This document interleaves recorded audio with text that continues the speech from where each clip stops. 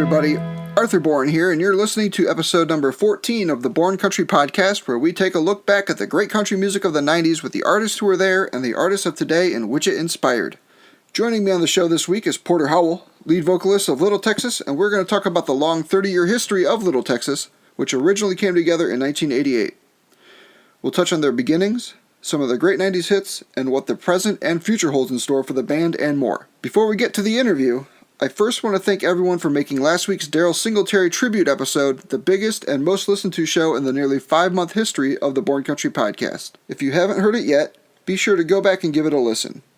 You can find it at iwasborncountry.com/episodes, or even better, subscribe to the Bourne Country Podcast on Apple Podcast, Google Play, Spotify, or Stitcher. You can go back to listen to all 13 of my past shows on your mobile device absolutely free. Also, listeners and readers have been asking for a long time, when will there be Bourne Country t-shirts and other merch available? The answer is now. Just this week, I launched the Bourne Country Podcast store at tpublic.com. We have 3 t-shirt designs all ready to go. The easiest way to get to the store is through the Bourne Country Facebook page by clicking on the blue Shop Now button underneath the main image. Along with t-shirts, we have hoodies, onesies for your babies, coffee mugs, tote bags, stickers, and more. Buy a shirt and keep this podcast rolling on. Alright folks, my interview with Porter Howell of Little Texas is coming right up after this word from Cassie Lynn Wells and Cassie's Kick-Ass Country. Hey guys, it's Cassie Lynn Wells from Cassie's Kick-Ass Country. Be sure to check out my podcast every Tuesday morning on iTunes, SoundCloud, Player FM, Google Play, and much more. Find it wherever you get your podcasts. Porter, the 90s era of country music and country radio is probably the best period when it comes to vocal groups or bands.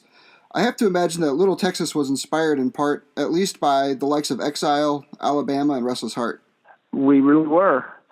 I'm actually really good friends with Sonny LaMare. I write with him a lot of Exile. So it's really cool to have been inspired by them. And I remember in college, a lot of the singers were covering Exile stuff, like Give Me One More Chance and all that. So yeah, big influence, as you know, in Alabama, and Restless Heart were big time. Restless Heart was really almost the inspiration behind, and thought that could be done again. It was time to do it with somebody else, but with a little more image and a little more edge. Thus, Little Texas. Throughout the 90s, we had Little Texas, Shenandoah, Lone Star, Blackhawk, and so many other bands. I'm not sure how much you pay attention to modern-day country music, but do you have an opinion as to why the all-inclusive country band has seemingly faded away? Business. They're hard to manage. They don't like trying to break bands because you have to get used to 5 or 6 people, not just one. They would rather sign one act and work with that person than have to deal with 5 or 6 or whatever. And it's much easier to market a Rascal Flatts where there's only 3 people, or a Little Big Town. So the trend started going towards that as opposed to full bands. I've heard managers and label people say it's too hard. It's too hard to break them, to manage them once you get them up and going. And people, the audience seems to accept the Dixie Chicks as a band, or, you know, after that, Lady Antebellum and the band Perry, right, which is 3 people, you know. We joke all the time. I think Del Gray, our drummer, and Dana from, no, not Dana. Well, he's Brian Prout. Dana's the bass player from Diamond Rio, are 2 of the last drummers to be signed on record deal. Right. You know, as an artist. Yeah, it just doesn't happen anymore. And business-wise, it's not, I don't think they deem it necessary, you know, to split everything 5 and 6 ways when you just get players and hire them as side guys and then focus on the artist, you know. I want to go back to the early days of Little Texas. Little Texas today is a 4-piece group, but during the hot radio years, there were 6 core members. Can you give us a brief insight on how everyone came together? We came together in pairs, is what the old bio used to say, and it's true. Duane Probst and I knew each other from Longview, Texas. We went to rival high schools about 3 years apart. I'm 3 years older than he is. And knew each other somewhat. We started playing together right as I left. We were actually in a kind of a local band together for the first time. I went to Belmont College 2 years later. He came up. So that's one pair. The other, Tim Rushlow had worked at Six Flags in Arlington, Texas, and worked with Dwayne O'Brien there. Rushlow got a job at Opryland working in the park and talked O'Brien into coming up. O'Brien had actually done his pre-med at a school in Oklahoma in his hometown of Ada and was taking some time off before he went to med school. And Rushlow talked him into going to Nashville and to work at Opryland, and he never went home. He got a degree later, but he's not a doctor, let's put it that way. And then Brady Seals and Del Gray knew each other from Ohio. They had been in bands. They're 5 years younger than me and Dwayne O'Brien, who are the oldest. And they came from the Cincinnati area. They had been in country bands. The four of us were kind of in a show band, kind of playing country, like a cover band, like a hotel cover band. And the act that they worked for was sharing a stage with us at a fair up north. So we met Brady and Dell. So when we started talking to the guys that I mentioned before that helped put us together, we said, hey, we know two guys, and added them to the four of us. So there's me and Probst, Dwayne O'Brien and Tim, and Dev and Brady all came to Nashville kind of in pairs to do something like what we did. And then we met through various different things like Opryland and Belmont and sharing stages together. Sure. Does that make any sense? Absolutely. Absolutely. It's a long story. It's a lot longer than that. Well, according to the Encyclopedia of Country Music from the Country Music Hall of Fame, Little Texas was signed to a developmental deal 30 years ago in 1988. Yeah. The entry states that an album was recorded and turned in, but it wasn't necessarily what Warner Brothers was looking for.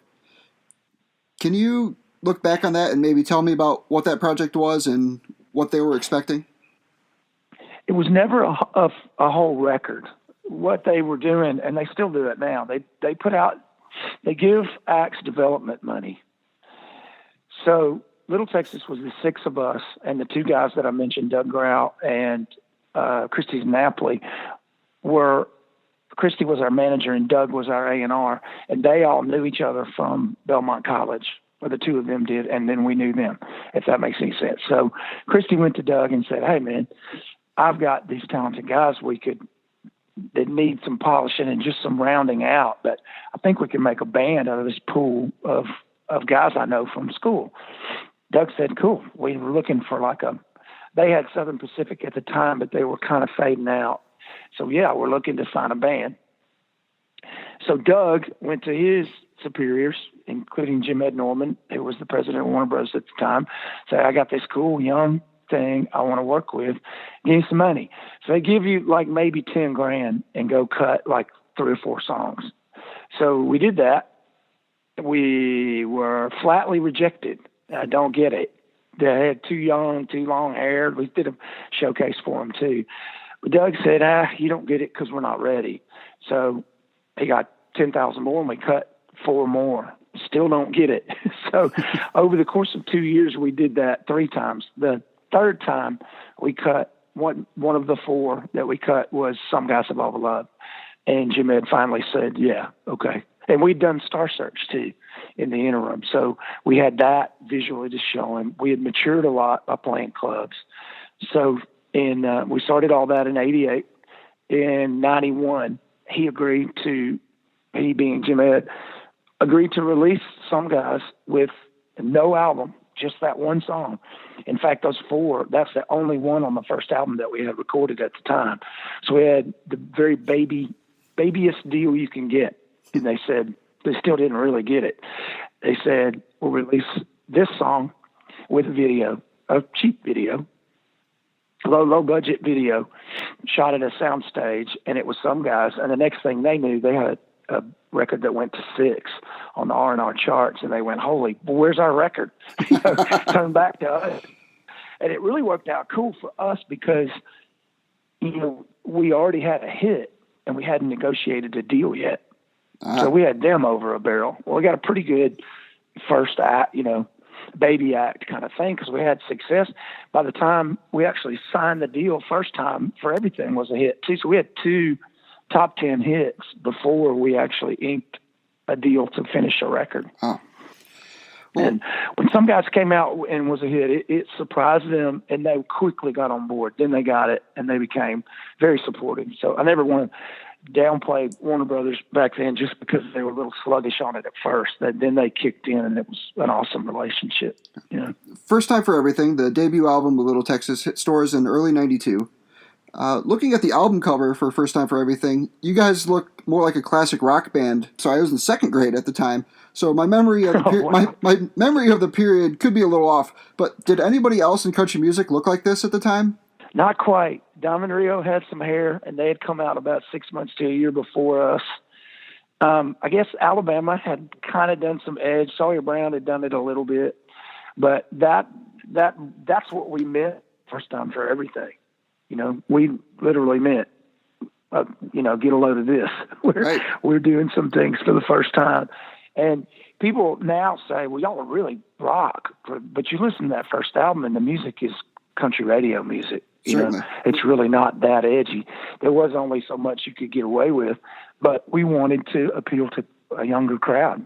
That whole late 80s metal thing was happening, so we bought our clothes on Melrose Avenue in L.A.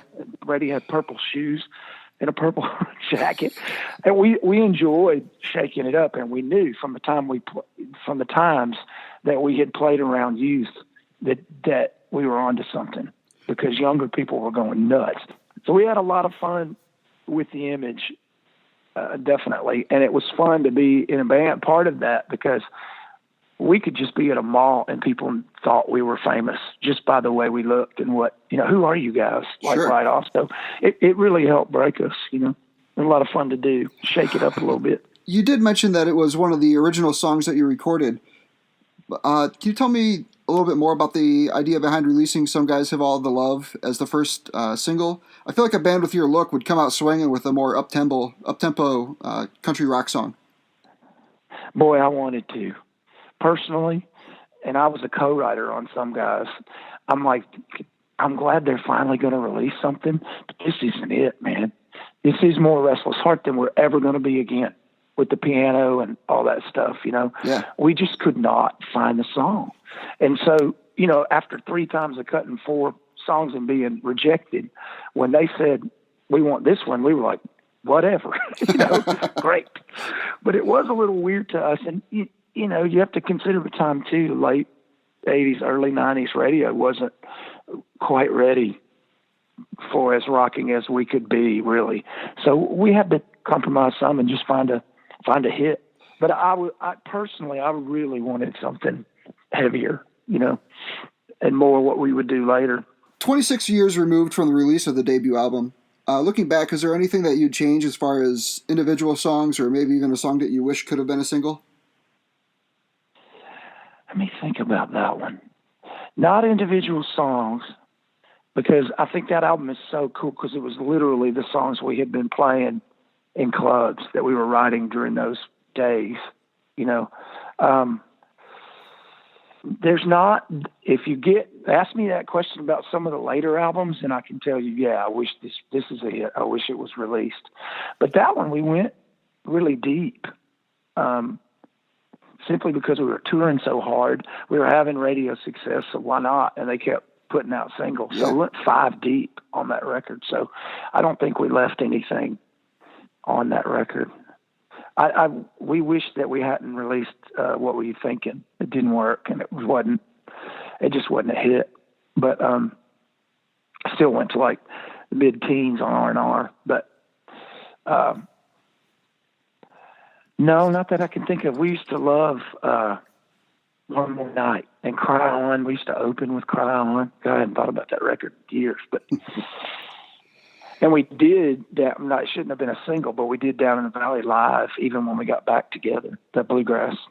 Porter, let's move on to the release of 1993's Big Time, which would become the biggest album of Little Texas' original run. Certified double platinum by the RIAA. Garnering the group's first CMT award, a Billboard award, an R&R Charts award, and a Grammy nomination. The band, particularly you and Dwayne O'Brien, played the majority roles in writing the collection of these songs. Being the most successful album, are there any songs on Big Time that really stood out for you?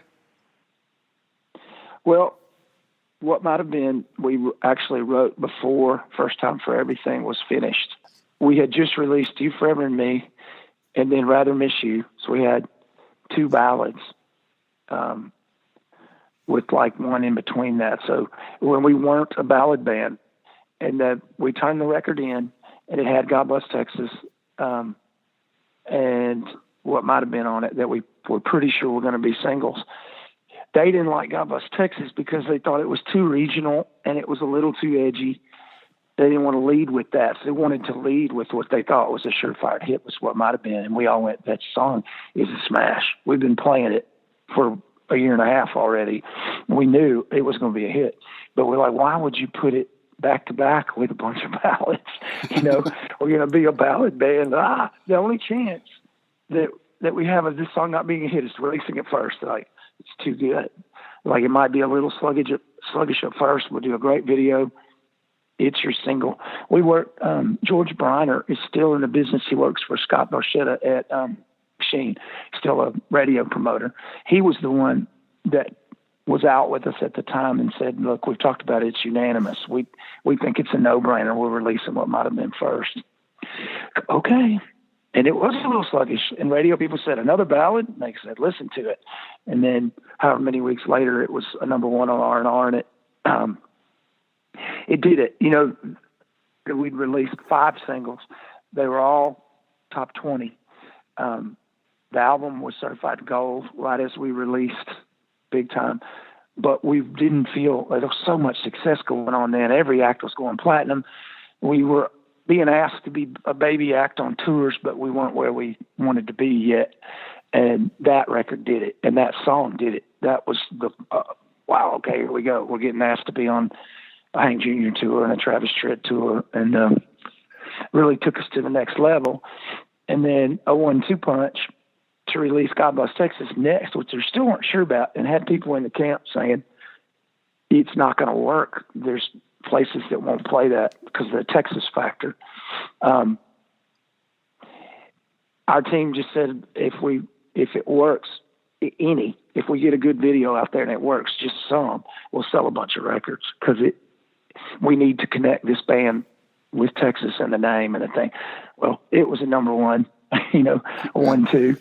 And then My Love came third, and it wasn't even supposed to be on the record at one point. It's one of those, when we finished the album, it was not one of the 10 songs. And we didn't like the 10th at that point. And our producer and manager, Christy Napoli, said, let's have Brady take a shot at this, singing it.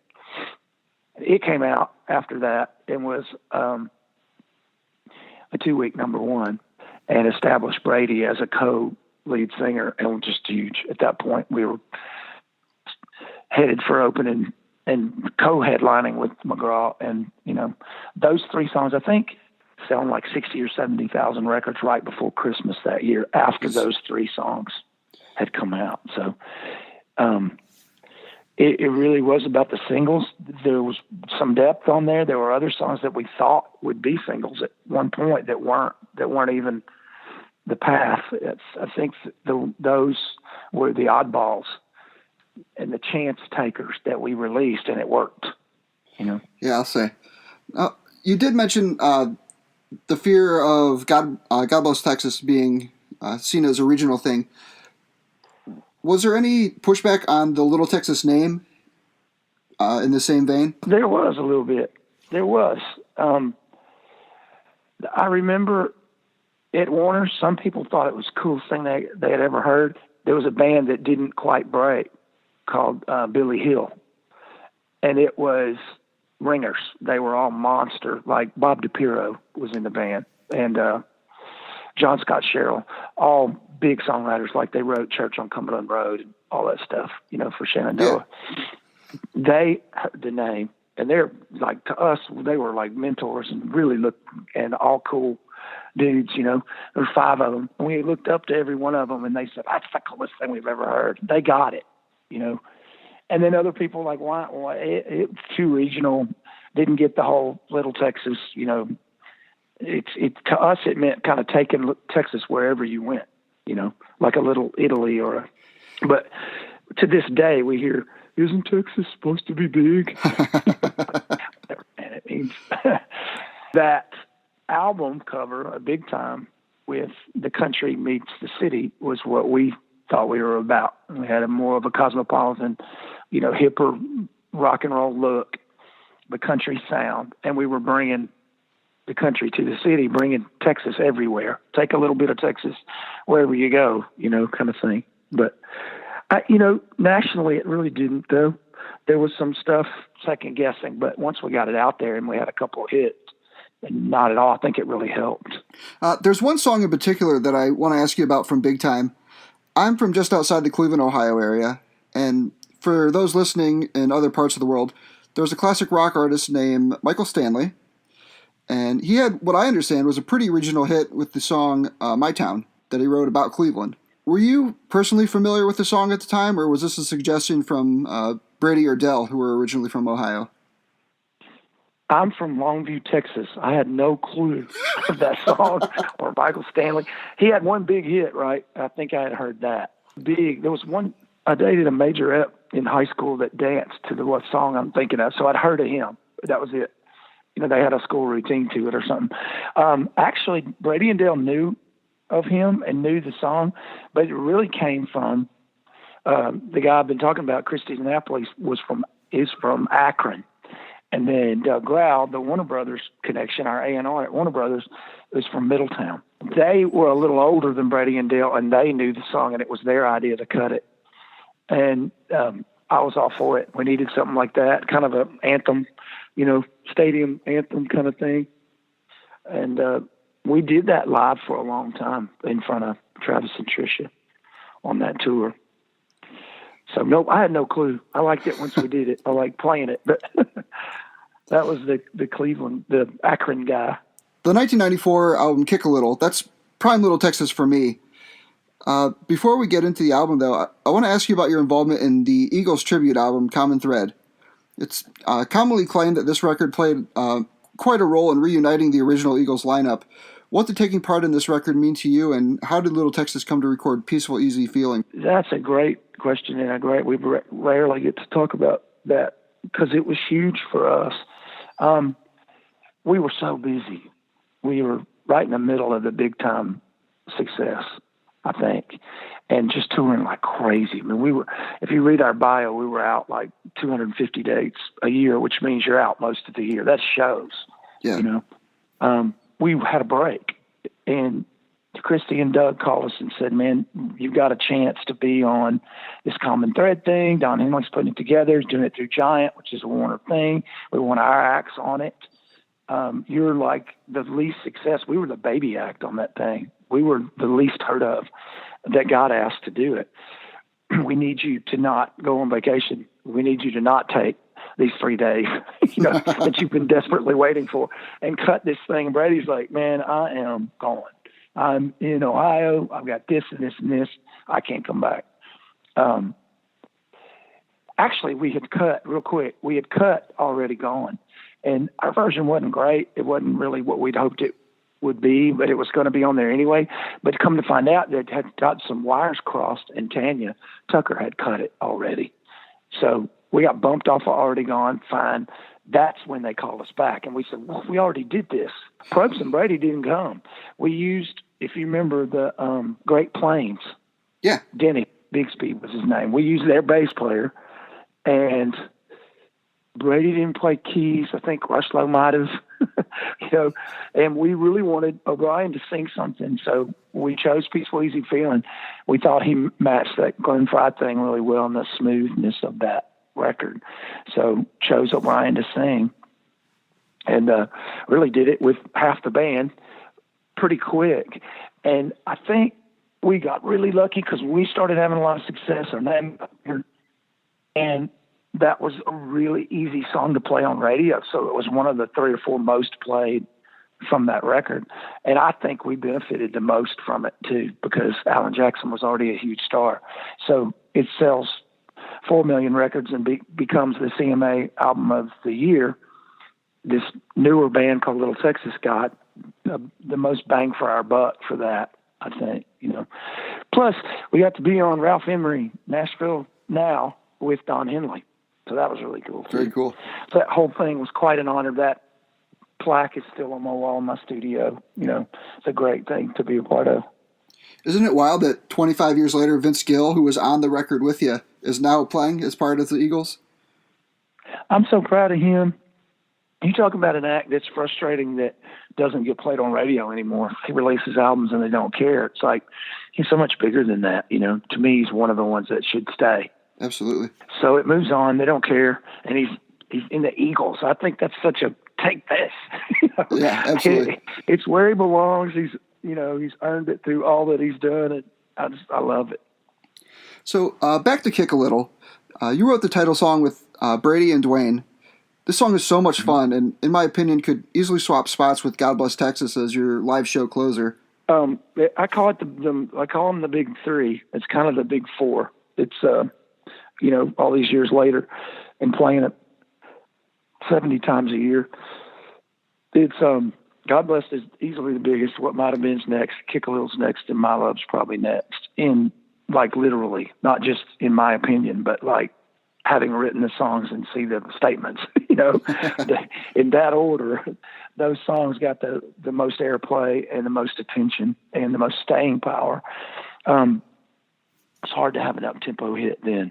Man, everybody was having ballads. It's the opposite now. You have to have a tempo, and you rarely have a straight ballad. But it was hard to come up with a rocker that fit the criteria for radio, too. There wasn't too much or whatever. And just easy to be silly, just hard to come up with a good, solid song that had some live concert value too. So when Kick a Little was a hit, well, thank God, I wish we'd had speaking from now, wish we'd had 2 or 3 more, and the show would be unstoppable, to have the power. But I think I really appreciate playing that song live because it's a freight train. And people remember it, and it's, very good live. We make Kick a Little and What Might Have Been, and the big three are at the end. What we close with, Kick a Little, What Might Have Been, and God Blessed in that order. And we make all of them longer and, make a bigger deal out of them live. After Amy's Back in Austin and Southern Grace went to radio, the Little Texas Greatest Hits album was right around the corner. But there are 2 songs that were released outside of the general Little Texas discography that I'd like to talk about. The Best of Country Sing the Best of Disney featured Little Texas performing Kiss the Girl from Little Mermaid. The album featured an impressive lineup with George Jones, Diamond Rio, Tanya Tucker, Brian White, Pam Tillis, and many other greats of the era. Did you guys pick Kiss the Girl, or was it assigned to you? The whole thing was an accident. It was assigned to Tim McGraw. And McGraw had we toured with him and were friends with him at that point and knew his whole outfit and all that, all his people. And I forget if it was illegal or he just didn't want to be part of it because he had a new record coming out. He didn't want to confuse the issue. And we got a call from Gary Burr, and Tim had already sang it, I think. So the playing, the record, the whole thing was a McGraw track. And they said, would you, Little Texas, like to do it? And our label and management was like, we were actually taking a break at the time in between records, like, perfect. Yeah. And Rush Lowe, that and, the Jeff Foxworthy thing. Yes. And we'll get into that.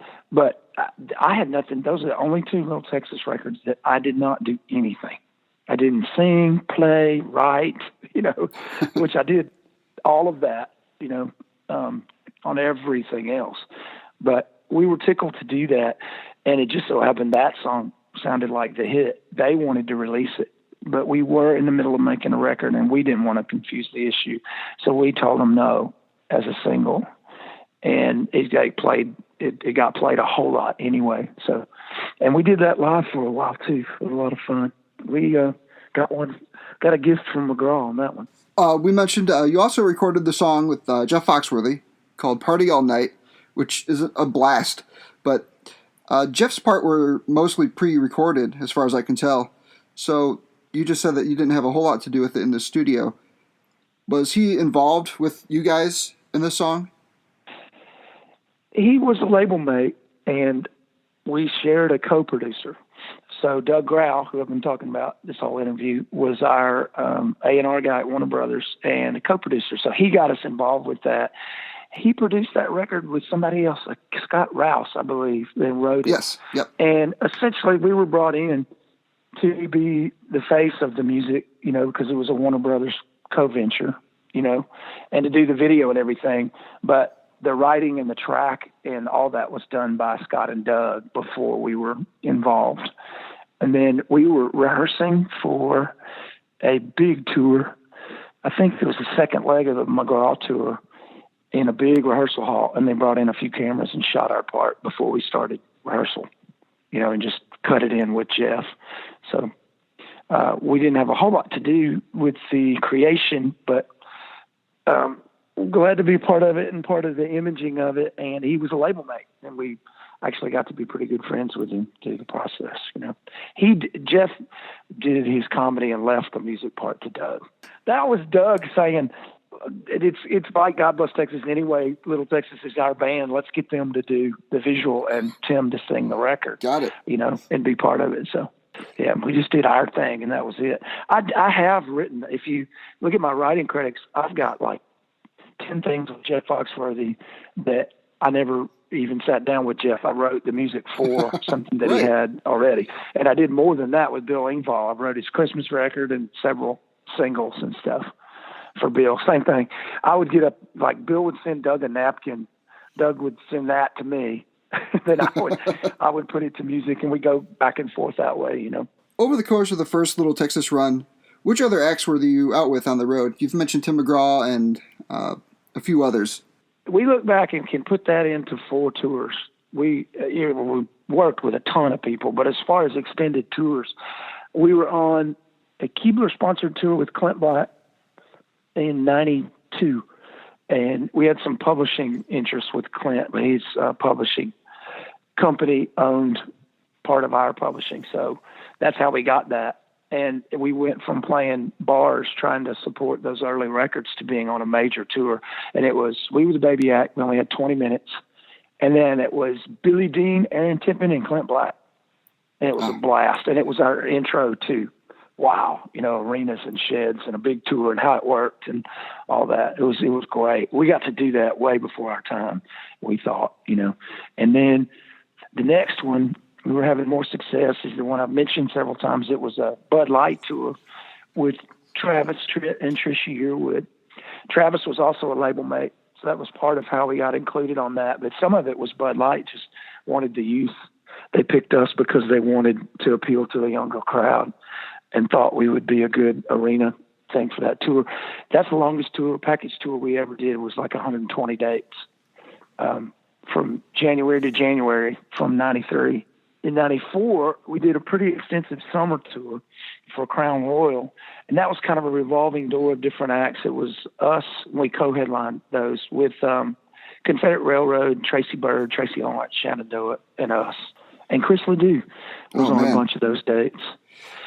And then the biggest tour we ever did was the Black Hawk, us, and Tim McGraw. It started off Black Hawk, McGraw, and us. And we did, what was it, like the fall of 94, I think. And then took up the tour again the next year in the early part of 95, all the way to July 4th. And McGraw, by that point, had enough singles to headline. And so it was Black Hawk, us, and McGraw. And that was huge. It was sold out, 360 everywhere we went. They opened up the back for people, and just a huge, we were lucky to be part of his rise, You just mentioned Chris LeDoux. We don't get a lot of stories about Chris. Do you have anything you can share? Any memories? We didn't get to hang with him that much. He was exactly what you think, just from what I remember. He was a cowboy, of course. He was a super nice guy. He seemed more like an athlete than a performer, The very first time we ever saw any pyro or confetti machines were opening for him in Dodge City, Kansas. People treated us okay, but it was like just a sea of white hats, in Kansas at a rodeo.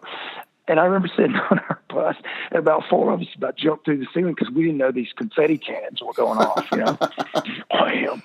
Always just nothing but impressed with him and his guys, who we still see from time to time. They still tour. Next came the self-titled Little Texas record, and what would eventually lead to the band's dissolving.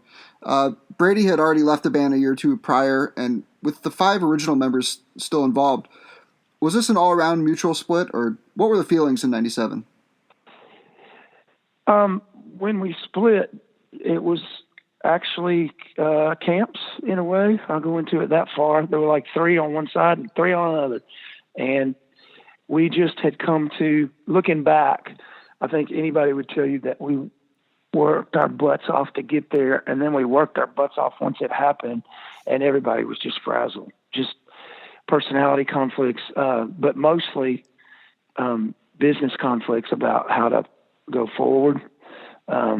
There was some arguments about management and stuff like that, and we just didn't want to work it out at that point and let it go. The Brady thing had hurt us some. Him leaving had hurt some of the momentum, and that record wasn't well received, and we just thought it was time to put it down. What was this time period like for you personally, in between the breakup and the eventual reunion 7 years later? Were you ready for a break personally? I was, and I think all of us were. You watch those behind the musics and look at the bigger acts like Bon Jovi. It's the same kind of thing on a smaller level for us, but it's just frazzled, man. You're together 10 years solid and didn't have a life. Half of us didn't have houses, yet. And we're just getting married. And I was just had kids. I, for the first couple of years, did not miss anything. I was just decompressed. I went fishing like 3-4 times a week and spent time with my son, who was 4 at the time. And just so glad you hit it so hard that financially we had enough coming in to not that. So just a break. And then about 3-4 years out, it kind of started to hit me what we had left, and that we worked too hard to not have taken advantage of the equity we had from all that work, and the fact that we'd worked so hard to get Little Texas so recognized, So when calls started floating around about, hey, what about putting it back together? I was like, in whatever capacity y'all want to, I'm in. If you want to try to get a deal or whatever, but I was thinking we should put it back together anyway, because acts work forever. And that's what you do. So if all else fails, you keep it together and you go play live the rest of your life, And I was all over that. And when I was approached to get back in '04, I was like, yeah, if we can make it happen, yeah, we need to do that so we can have this forever. And so 15 years later, we're still doing it. In 2004, Little Texas, of course, reunited. 4 of the original 6 members came back, and in 2007, you recorded a live album and released a new studio record titled Missing Years. What was it like to be back together, and was there any kind of rust, or was it kind of like getting back on a bike after not riding for a while? It was awesome. And by the time that we made that record, we'd been touring for 3 years, and we really were. We were only 10 years away from the biggest part of that success, and there were a lot of acts having hits still. Like, they would go away for a little bit, and Joe Diffie would get signed somewhere else and have a hit. So we were very curious we're skeptical, but still very, very curious about whether we could make that happen. And no rust at all when it came to writing. What was awesome about that is when I went to Belmont in '83, one of my best friends there was Anthony Martin, who worked for Sony during the Montgomery Gentry Dixie Chicks years. He produced that record for us and with us, and it was just a blast. It was different than anything we'd ever done because we did those other 4 records with the same team. So it was the first time that somebody else had come in to help. And he, being from Sony, wanted to cut more outside songs, so it was more half and half, and that was fun. And I can really honestly say that it's probably my favorite musically. The other ones, Big Time is because it was so successful, Right. and I appreciate that. But just musically, as a representation of anywhere where we are now as more adults and been in it a while, to me, it holds up. I love it. And the biggest thing, just to hit something head on, was not having those other two guys define what we do now. And we really struggled with that a little bit at first. When Anthony came along, he's like, "This is what you are," and it pointed us in the right direction. And that solved that to me. Now we know how to make music with the four of us, and that record really helped. I do briefly want to touch on that. Of course, Tim didn't come back for the reunion, and I don't know. I think Brady was still working on some other projects. Was there any consideration on their end to rejoin the band, or was it strictly the four of you guys ready to go back out? Brady called everybody. He was the one that initiated the reunion. The long and short of it is that the five of us were going to do it, and we were looking to get Tim to do it. Tim was too involved in a solo record he had with Lyric Street, the Rushlow band, with him fronting what is now most of Jason Aldean's band. And they were right in the middle of that. So he's just like, it's just bad timing. I'm trying to move on. And he wasn't crazy about us even touring, because he didn't want to release his record on Lyric Street and answer a bunch of questions about why he wasn't with us. So there was that's what that was. And there was just his involvement in touring revenue. We bought him out, story over. The first year we were together, we accomplished that. And so the four of us own it. Brady, in the meantime, kind of got thrown off the process. It took so long. It took a year to do that whole thing. And by that time, he had formed Hot Apple Pie and was like, "Guys, I think I'm going to do this." And I remember the conversation where I said, "Well, we're going to do this." We put too much time into this, So that was pretty amicable. And I loved that record and loved the Hot Apple Pie thing. I really think that is after us, to me, that's one of the best projects that anyone done that should have gotten more attention. But he and I spent the last 2 or 3 years writing a ton together, and gotten back together and gotten real close. So I root for him, and there's no, who knows what the future holds. Sure. But just right then, the timing thing was bad. We didn't really, at that point, care that much about trying to get a deal and all that. We just knew that we needed to go out and work. Young for a Long Time was the most recent release from Little Texas, which came out in 2015. Tell me about what went into putting Young for a Long Time together after having been away from the studio for some time. We had actually been recording that album in pieces. It looks like, because of the release dates, that it was a long time, but we had recorded 4 of those songs with Anthony that were kind of going to be the next record on Montage. So Montage folded. We had 4 songs for a new project that we were sitting on when Cleopatra Records out of L.A. Approached us about doing some re-records. We said, "Hey, we got half a record sitting around. Do y'all want it?" So they said yes. They bought it from us. We recorded 5 more at County Q pretty quick. And I love this record too. I wish more people heard both these albums, because they're 2 of my favorites, Today, Little Texas is constantly on the road. With such a long legacy attached to Little Texas, what are the band's and your personal goals for the group in the coming future? Is there any new music in the works? There is. We're going to kind of do it the same way. We're working on a few now. Recording is such that I have a studio in my basement, and it's competitive. We record the tracks ourselves and then send it to a really good mix engineer to mix, and it sounds great. So it's just an ongoing thing. We all still write, and when we love a song, we record it. So might be a year, might be a couple, but we're also talking about just putting things out individually as we go online and stuff. Sure. So as a fan, if you're listening to this, just be looking on our website and stuff like that and Facebook and all that for maybe some single releases and eventually a full project. Great. We're just making it up as we go. Well, Porter, I appreciate you taking the time to join me here on the Born Country podcast and sharing your take on the history so far of Little Texas. Why don't you let everybody know where they can find the band on social media? We have a Facebook, Little Texas, and our bass player handles it. So yes, we will, respond and appropriately and all that stuff, and a Twitter account and You can tell I'm not the one that does this.